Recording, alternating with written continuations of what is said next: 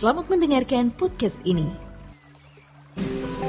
Orang yang mengaku percaya kepada Tuhan Yesus Kristus harus melakukan apa yang dikehendaki atau yang diingini oleh Tuhan.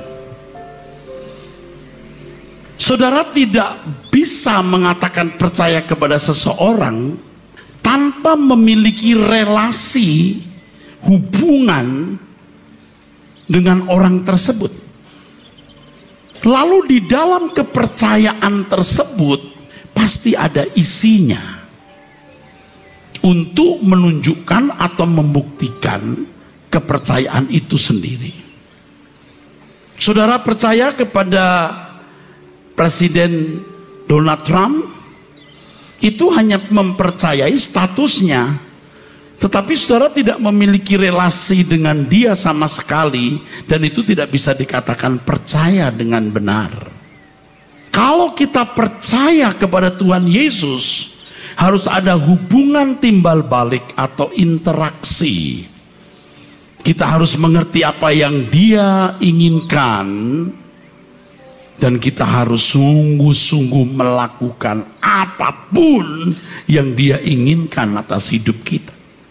Abraham disebut sebagai bapak orang percaya karena mengisi percayanya itu bukan hanya dengan aktivitas pikiran, sebuah pengakuan mulut, tapi tindakan konkret yang oleh karenanya hidup Abraham disita untuk mengikuti, menuruti apapun yang Tuhan Elohim Yahweh kehendaki. Kalau saudara jujur melihat diri saudara sendiri, seberapa saudara telah memiliki hubungan yang konkret dengan Tuhan? Apakah ada hubungan interaksi konkret saudara dengan Tuhan? Apakah saudara benar-benar mengerti kehendak Tuhan untuk saudara lakukan? Kita punya dua bagian Alkitab, satu perjanjian lama, yang kedua perjanjian baru. Harus dipenuhi. Secara hukum umum yang termuat di dalam Dekalog 10 perintah Allah, kita harus sudah bisa memenuhi. Ini hukum moral etika umum, harus sudah kita penuhi. Tetapi di perjanjian baru kita dipanggil untuk memiliki pikiran perasaan Kristus. Artinya kita bisa mengerti yang Tuhan kehendaki dalam hidup kita secara spesifik, secara khusus, yang tidak mungkin sama dengan orang lain, karena keadaan kita masing-masing unik, khusus, khas, dan orang harus memperkarakan keadaan hidupnya itu secara konkret dan aktual dengan Tuhan setiap saat. Kadang-kadang banyak orang Kristen secara hukum moral umum saja belum benar. Secara hukum moral umum, orang seperti ini jangankan menjadi anggota keluarga kerajaan, menjadi anggota masyarakat saja juga tidak layak. Menjadi anggota keluarga kerajaan sorga harus berkodrat ilahi, memiliki pikiran perasaan Kristus, sehingga segala sesuatu yang kita lakukan selalu sesuai dengan pikiran perasaan Allah. Dan ini hal yang benar-benar sulit, tetapi inilah martabat yang teragung dalam hidup insan manusia. Tidak ada martabat yang lebih agung dari kehidupan seorang yang melakukan kehendak Allah. Nah, oleh sebab itu kita harus belajar apa yang diajarkan Tuhan Yesus. Tahukah saudara bahwa yang diajarkan Tuhan Yesus itu luar biasa, dahsyat, agung, mulia, dan berkatnya. Dan yang diajarkan Tuhan Yesus itu berbeda dengan ajaran agama-agama pada umumnya. Dalam konteks ini saya sudah membahas 2 kali pertemuan, sekarang ketiga, mengenai kehilangan nyawa. Nyawa dari bahasa Yunaninya suke, jiwa. Dari kata ini ditemukan psikologi jiwa. Ini menunjuk kebahagiaan, kesenangan, kegembiraan, kelengkapan hidup. Dan di setiap ayat yang berbicara mengenai kehilangan nyawa yang dituturkan oleh Tuhan Yesus, punya 3 konteks. Konteks pertama mengenai keluarga. Keluarga itu nyawa. Yang kedua mengenai keindahan dunia. Keindahan dunia termasuk jabatan, kedudukan, ya, keindahan dunia. Yang ketiga mengenai kenyamanan hidup. Ini tingkat tinggi kalau bicara di sini. Orang yang mau memikul salib itu nanti tingkatnya sudah bisa melampaui ini, nyawa yang ketiga ini. Bapak Ibu saudaraku sekalian, keluarga itu nyawa. Tidak bisa dibantah. Kebahagiaan, kesenangan, kelengkapan hidup. Orang kalau belum menikah merasa belum lengkap, belum bahagia. Kalau sudah menikah belum punya anak, merasa belum lengkap. Dan seterusnya. Setelah punya anak harus punya cucu, sudah punya cucu ya dia harus melihat ada garis keturunan yang dilanjutkan. Demi keluarga orang bisa berbuat apa saja karena kebahagiaannya. Beli baju untuk anak, beli barang-barang mainan untuk anak, pendidikan, wah, apapun dilakukan. Dan memang keluarga itu tanggung jawab. Orang yang melalaikan keluarga, orang yang tidak bertanggung jawab, dan itu harus dibilangkan atau termasuk orang yang tidak mengenal Allah. Orang yang melalaikan keluarga, menelantarkan keluarga, pasti masuk neraka. Pasti masuk neraka. Orang harus bertanggung jawab atas keluarga. Tetapi tidak boleh mengurangi bagian yang harus dipenuhi oleh setiap individu terhadap Tuhan. Matius 10 ayat 34 sampai 39, saya mengulangi. Kalau kamu mengasihi orang tuamu, pasangan hidupmu, anak-anakmu lebih daripadaku, kamu tidak layak bagiku. Keluarga harus kita jagai. Keluarga memiliki bagian, saudaraku, yang harus kita penuhi, ya. Keluarga punya bagian yang harus kita penuhi. Jadi kalau bagian keluarga itu segini, misalnya, harus dipenuhi. Tapi ada bagian Tuhan yang juga harus dipenuhi. Harus ada bagian Tuhan yang harus kita penuhi. Setiap individu nanti akan berhadapan dengan Tuhan. Ada bagian dari Tuhan yang kita harus penuhi, saudaraku. Nah, setelah kita menjadi orang percaya, maka kita punya keluarga lain yang harus kita perhatikan. Ada keluarga lain yang harus kita perhatikan. Ketika Tuhan Yesus sedang mengajar, tentu banyak orang yang mengerumuni Tuhan, mengerumuni Yesus. Ibu Yesus, Maria dan saudara-saudaranya datang mau bertemu dengan dia. Rupanya mengalami kesulitan sehingga harus ada orang yang berkata, Tuhan, Guru, ibumu dan saudara-saudaramu mencari engkau, mau menemui engkau. Apa jawab Tuhan Yesus? Ibuku, saudara-saudaraku. Dia tunjuk murid-muridnya dan berkata, saudara-saudaraku dan ibuku adalah orang yang melakukan kehendak Bapa. Ada keluarga sekarang. Justru itu keluarga yang benar, keluarga abadi. Saya kira tidak sedikit saudara di sini yang sudah putus hubungan dengan saudara kandung. Entah karena masalah warisan, karena berkelahi, atau mungkin kelihatannya tidak punya pertikaian baik-baik, tapi dia tidak bertobat, dia tidak melakukan kehendak Bapa, dia tidak masuk surga. Tidak akan bersama dengan saudara. Orang-orang yang melakukan kehendak Bapa inilah yang disebut sebagai saudara. Lalu Tuhan berkata di Matius 25 ayat yang ke-40, apa yang kamu lakukan terhadap saudaraku yang paling hina ini, perbuatanmu kepadaku. Oh, ini saudaraku, orang-orang yang membutuhkan pertolongan.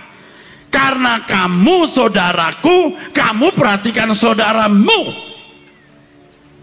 Itu bagian Tuhan. Apa yang kamu lakukan untuk saudaraku. Yang paling hina itu bagian untuk Tuhan. Tetapi lihat bagaimana orang hari ini kalap kalau untuk anak, kalap untuk keluarga. Bukan tidak boleh memberikan rumah bagus, mobil bagus, sesuai kelasnya masing-masing lah saudara. Jangan menghakimi orang dengan, wah dia bermewah-mewah. Ada kelasnya. Masalahnya itu adalah apakah ada bagian yang kamu benar-benar sisihkan, bukan sisakan untuk Tuhan. Saudaraku yang membutuhkan pertolongan. Banyak orang kalap, kebablasan. Saya tahu anak-anakmu yang kamu buat bermewah-mewah, senang-senang, masuk neraka, kamu kehilangan nyawa. Keluarga itu nyawa. Ingat ini, kalau cuman kehilangan segini, atau bahkan mungkin yang bagian sini, kita dapetin dia. Seberapa kita bisa lindungi keluarga kita? Banyak orang bangga anaknya lulus dari luar negeri dengan gelar dari sekolah yang terhormat, bekerja di perusahaan dengan gaji besar, atau kemudian membangun perusahaan sukses, bangga. Tetapi anaknya masuk neraka. Tapi dia tidak tahu lah bapaknya juga nggak masuk surga. Nanti kalau keindahan dunia, aduh lebih luar biasa lagi tuh. Jangan mengharapkan kebahagiaan dari dunia ini.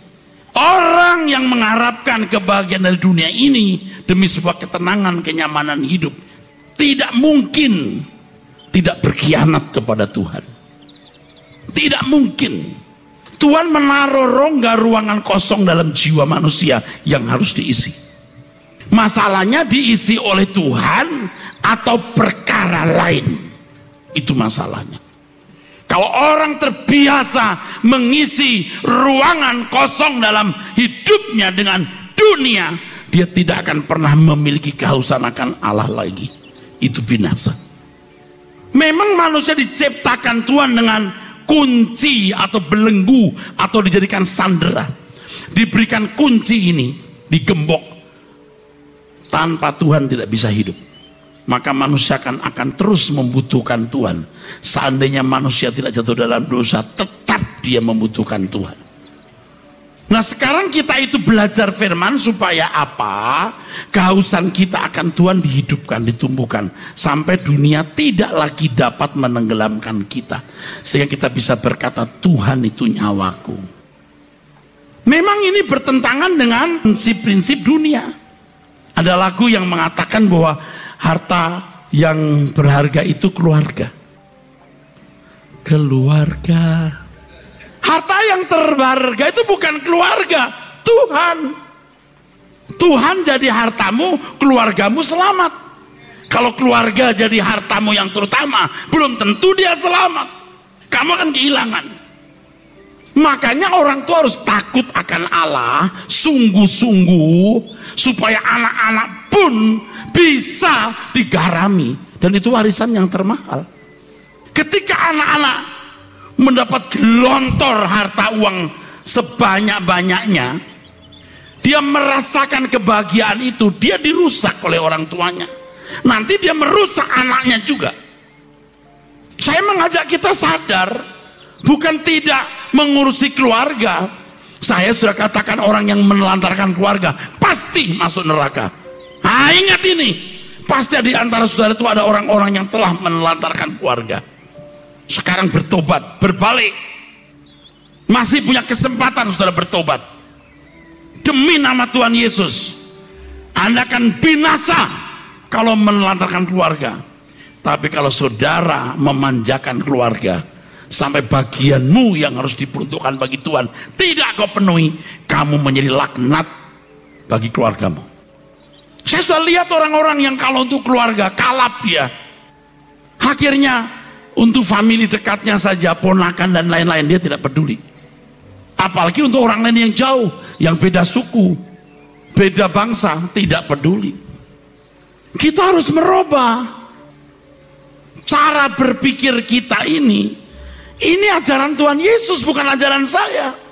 Kalau saudara dan saya percaya Tuhan Yesus, kenali kebenaran itu, lakukan kebenaran itu. Tidak boleh kalap. Itu egoisme.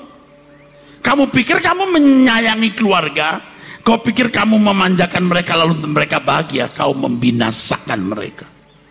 Harta yang berharga itu Tuhan, mutiara yang tak ternilai itu Tuhan, bukan siapa-siapa.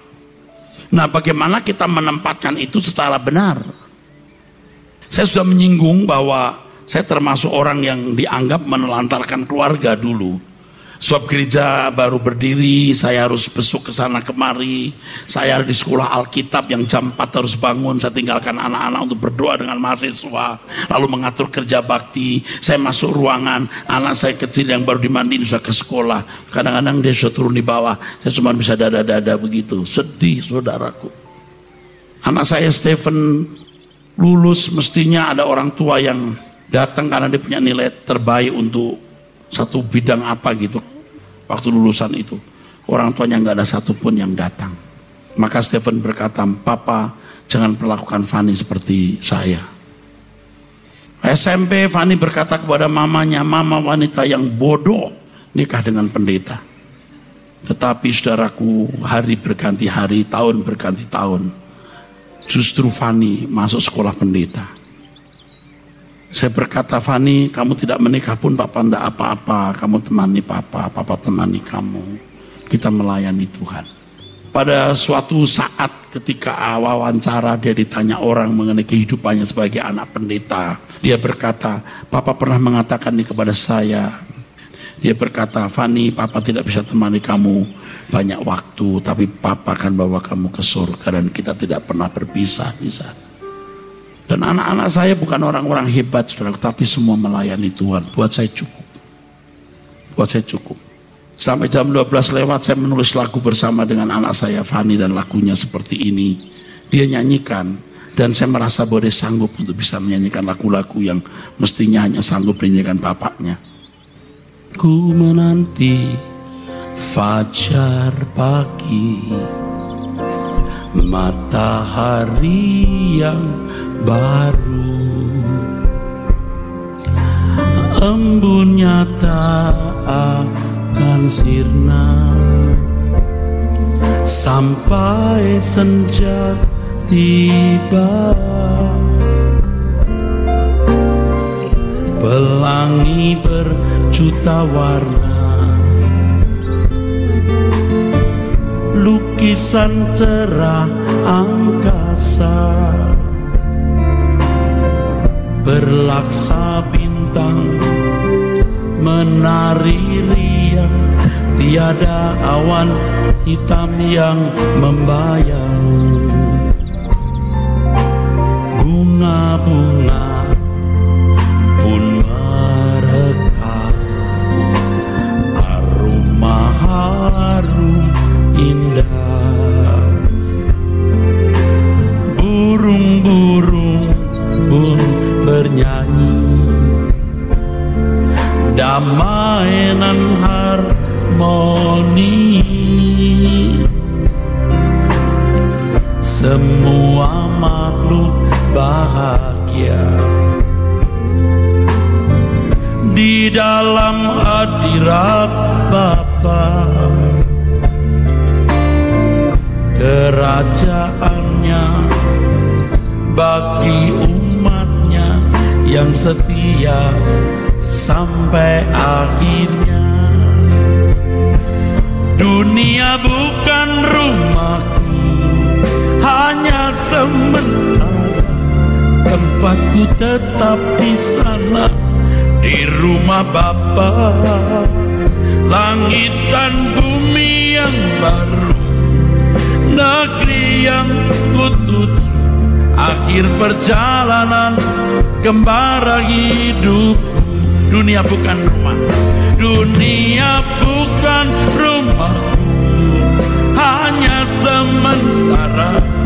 Tempatku tetap di sana, di rumah Bapa. Langit dan bumi yang baru, negeri yang kutuju, akhir perjalanan kembara hidupku.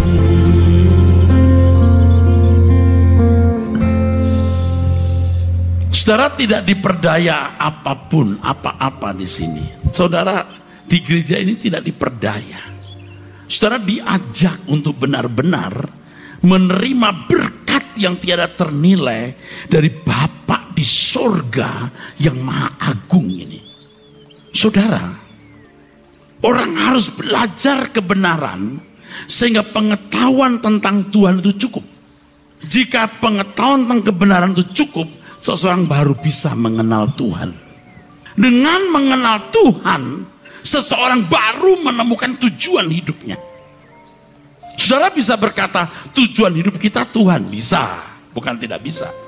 Tetapi kalau pengetahuan, pengenalan saudara akan kebenaran belum cukup, Anda belum mengenal Tuhan dengan benar. Dan tidak heran kalau saudara belum menemukan tujuan hidup.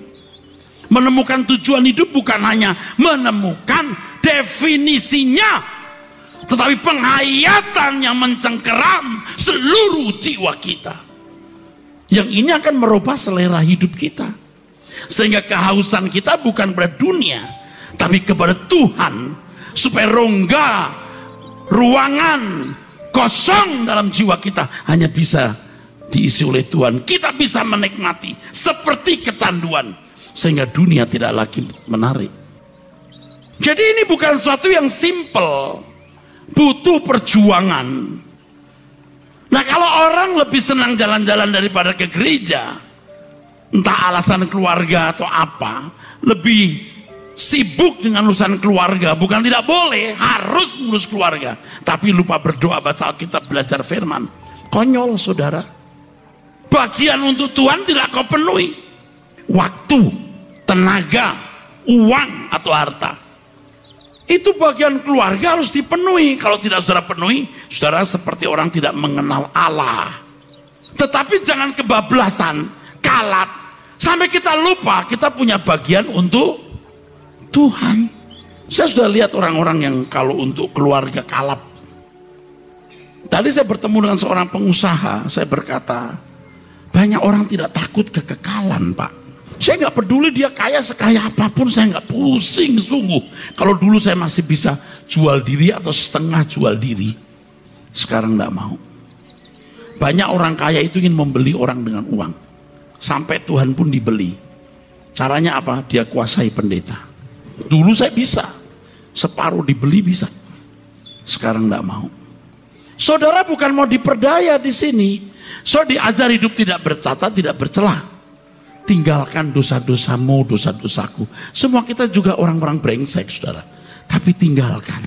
2, fokuskan ke langit baru, bumi baru. 3, bertanggung jawablah menjaga kesehatan tubuh, kerja keras, rajin giat, cari uang sebanyak-banyaknya. Karena ada keluarga lain yang harus kita perhatikan. Bahwa gereja ini lebih banyak anggarannya untuk orang luar, bukan untuk gereja sendiri. Bagaimana kita membantu anak-anak sekolah, bagaimana kita membantu membangun sekolah-sekolah, mensponsori anak-anak sekolah. Serius, nggak di Kupang, di Waingapu, nggak di Palangkaraya. Sekarang kita merencanakan di Medan. Itu semua karena kita punya keluarga. Jangan kalau hanya keluarga sendiri sudah perhatikan, tapi kalau orang lain, apalagi lain suku, beda suku, sudah tidak peduli. Coba belajar dari perkara kecil. Misalnya ada pertunjukan di sini, anak-anak nyanyi jentrak-jentrik. Kadang-kadang kita kan boring, saudara. Tapi jangan lupa, orang tuanya senang loh lihat anaknya begitu. Ponakannya, cucunya. Kita jangan orang sibuk, kita main begini ya, main handphone, oh nggak peduli. Itu yang lagi tampil nggak suka loh. Keluarganya yang tampil pun jadi nggak suka. Lalu bagaimana caranya supaya kita bisa menikmati? Begini caranya. Bayangkan dia anakmu, bayangkan dia cucumu, bayangkan dia saudaramu. Sama seperti kalau kita menghadapi orang yang menjengkelkan kita. Aduh, ini orang kok jadi beban buat saya. Bayangkan dia saudaramu, saudara kandung, ponakanmu, kamu akan rela. Kadang-kadang kalau kita menghadapi orang lagi punya masalah, dia kalap, kita jadi marah. Urusan apa gua sama lu? Kok lu bisa begitu kalap, lu gua tiba libatkan. Tapi kalau itu saudaramu, ada hubungan dengan darah dagingmu, saudara bisa marah. Kenapa sih kamu gak kalap? Udah punya adik lagi susah, lagi sakit. Nah, betul gak? Loh, ngerti saya ngomong apa ini? Memang tidak semua orang bisa jadi saudara kita. Ada yang saudara palsu, menyusahkan kita. Ada yang begitu. Itu jurusnya simbiosis parasitisme. Yang begitu tolong jangan ditolong. Jangan ditolong, merusak. Begitu dia punya uang, dia belanja jalan-jalan. Begitu anaknya mau kuliah, baru dibawa ke kita, ini ponakanmu mau kuliah. Coba. Jangan. Yang begini dihutang, oh boleh ini uang, tapi yuk kembalikan ya. Tapi kalau dia susah, jangan dihutangin. Kasih. Kadang-kadang ada yang kita bilang, ini ndak usah kamu hutang, ini untuk kamu. Atau kadang kita diem, antara hutang nggak hutang, biar aja dia tanggung jawab. Loh, sudah ngerti maksud saya ya? Ini kan kita didik orang. Ada yang bilang kamu harus pulangin uang ini. Ini bukan hakmu. Lu sama saudara begitu.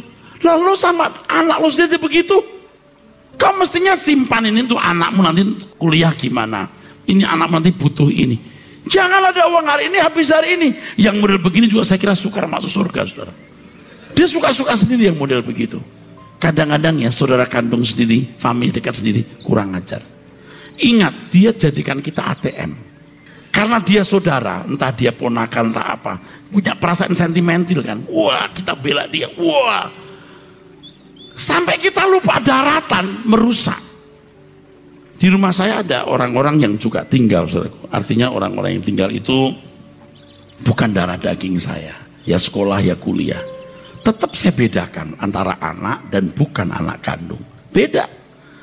Sayang bener saya. Waduh, bagian dia harus kupenuhi. Tapi anak kandung tetap anak kandung. Ngerti maksud saya?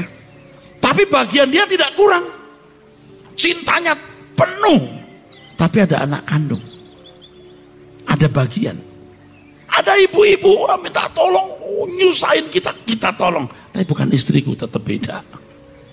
Kadang-kadang saudara kandung itu malah tidak boleh kita manjakan sampai dia rusak. Kita ini saudara kandung, mas. Kok sih kita saudara kandung? Saudara kandungku orang yang melakukan kehendak Bapak. Kalau ketemu teman semarga, marga apa? Sama uta julu. Wah, jadi mesra. Kalau marganya apa? Marga satwa. Artinya bukan semarga orang lain, wah kamu satwa liar kamu. Kok bisa ya begitu ya? Yuk kita mulai membuka diri untuk saudara-saudara kita. Lazarus yang Tuhan akan kirim.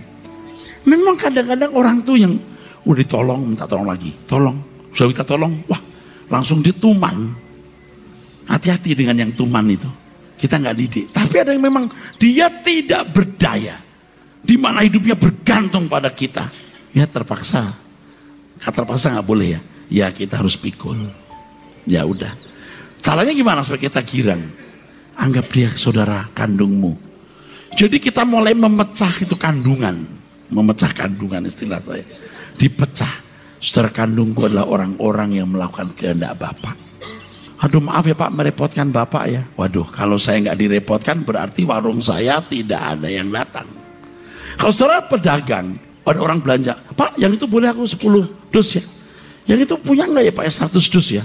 Wadah, Pak bisa nggak dikirim besok pagi Pak, nanti uangnya cash sekarang. Kita nggak bilang ya, oh iya. Direpotkan karena untung, betul nggak? Saudara datang ke sini tuh asal saudara bener, untung. Karena saudara itu jiwa saudara lebih dari kekayaan jagat raya ini. Tapi kalau saudara datang sudah ngerepotin nggak masuk surga, waduh, ini orang mau apa? Ada aja orang-orang seperti itu. Ya kita harus tegas berkata, kamu jangan nyusahin saya deh. Kamu nggak bertobat. Tapi biasanya kita jarang ngomong begitu kan orang timur teman. Oh ya, ada orang yang belanja tidak nanya ini nanya itu. Capek kita ngurusnya. Jadi kalau ada orang merepotkan kita, enggak masalah Pak. Tuhan akan kirim Lazarus, termasuk Lazarus yang cerewet, yang nggak tahu diri. Dan itu yang harus kita tolong. Loh Pak, saya ini sudah ngalamin ya, udah ditolong pun dia nuntut kita. Dia tuh nuntut kita seperti kita berhutang sama dia. Jadi kalau pelayanan kita kurang baik, itu bisa marah. Loh, kamu itu sabar. Tapi karena kita dilatih Tuhan untuk menghadapi berbagai jenis Lazarus ini, ya udah enggak apa-apa. Asal dia marganya sama dengan kita. Marga Yesus. Apa yang kau lakukan terhadap saudaraku yang paling hina ini, perbuatanmu kepadaku. Nah inilah yang menjadi keindahan kita. Punya kesempatan untuk memberikan bagian kita untuk Tuhan. Bapak Ibu, ini bukan malam dana ya. Tapi saya mau beritahu, saudara harus menyisihkan uang saudara untuk pekerjaan Tuhan. Jadi saudara harus menyisihkan, bukan untuk saya saudara. Pagi-pagi saja tadi belum pelayanan udah ketemu orang saya. Ketemu untuk apa? Wah ini usaha ini bagus, oke saya invest ya kecil-kecilan. Kau bagi baik-baik loh untuk saya loh, supaya saya nggak digaji gereja, supaya saya makan dari usaha kecil ini. Bukan gede, kecil. Tapi untuk makan bisa. Untuk makan bisa. Jadi uang saudara yang saudara persembahkan untuk gereja ini, atau untuk sinode, yang untuk menolong orang saudaraku. Itu ada perhitungannya yang jelas. Diilhami oleh kebenaran ini, kita tidak boleh berpangku tangan. Anda harus menyisihkan uang saudara untuk pekerjaan Tuhan. Kalau untuk keluarga kita gelontorkan berapapun, tapi kalau untuk saudara-saudara kita nggak gelontorkan yang memadai. Nah pasti saudara punya proyek-proyek yang Tuhan percayakan kepada saudara. Apa? Ponakan, tetangga, siapapun. Saya tidak bicara harus di gereja, tidak harus memberi uang di gereja, tidak harus. Tapi tentu gereja harus punya bagian, karena di sini tempat di mana kita punya sentral pusat untuk menolong banyak orang. Ini keluarga. Keindahan dunia jangan membuat kita tenggelam sehingga kita tidak pernah menjadi anak-anak Allah yang layak dimuliakan bersama dengan Tuhan. Kalau ini, yang ini berat, ini pikul salib saudara. Sudah lulus di sini, lulus di sini, baru bisa ke sini. Sudah tahu soal keindahan dunia? Kita baca dulu Lukas pasal 17.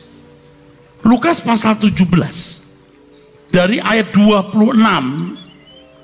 sampai ayat 33. Dibaca. Dan sama seperti terjadi pada zaman Nuh, demikian pula lah halnya kelak pada hari-hari Anak Manusia. Mereka makan dan minum, mereka kawin dan dikawinkan, sampai kepada hari Nuh masuk ke dalam bahtera. Lalu datanglah air bah dan membinasakan mereka semua. Demikian juga seperti yang terjadi di zaman Lot. Mereka makan dan minum, mereka membeli dan menjual, mereka menanam dan membangun. Tetapi pada hari Lot keluar dari Sodom, turunlah hujan api dan hujan belerang dari langit dan membinasakan mereka semua. Demikianlah halnya kelak pada hari di mana Anak Manusia menyatakan dirinya. Barang siapa pada hari itu sedang di peranginan di atas rumah dan barang-barangnya ada di dalam rumah, janganlah ia turun untuk mengambilnya. Tetap fokus ke Tuhan. Terus. Dan demikian juga orang yang sedang di ladang, janganlah ia kembali. Ingatlah akan istri Lot. Barang siapa berusaha memelihara nyawanya, ia akan kehilangan nyawanya. Tuh, itu keindahan dunia. Termasuk hiburan dunia, semua kenikmatan hidup. Terus. Dan barang siapa kehilangan nyawanya, ia akan menyelamatkannya. Ya, ini sakti sekali saudara. Ini hebat sekali firman ini. Soal keluarga saya anggap sudah mengerti. Nanti akan saya tambahin lagi. Sekarang mengenai keindahan dunia. Jangan berharap dunia ini membahagiakan kita. Jangan berharap. Kalau tadi saya bicara soal uang, yang sudah berpikir sama aja nih Erastus, duit lagi. Beda. Kita sudah tidak lihat dunia lagi. Kita rela hidup kita seperti anggur yang tercurah, roti yang terpecah. Jangan seperti istri Lot. Nah Bapak Ibu tentu harus bijaksana. Jangan karena pekerjaan Tuhan lalu saudara sembarangan kasih uang sebanyak-banyaknya ke gereja atau pendeta. Nggak boleh. Semua harus dalam pimpinan Tuhan. Amin. Kalau Tuhan bicara jangan kasih apa-apa untuk gereja itu karena uang ini harus kau pakai untuk menyekolahkan anakmu, itu pun juga saya setujui, nggak usah. Sebab uangmu di tanganmu tetap milik Tuhan, di gereja juga milik Tuhan.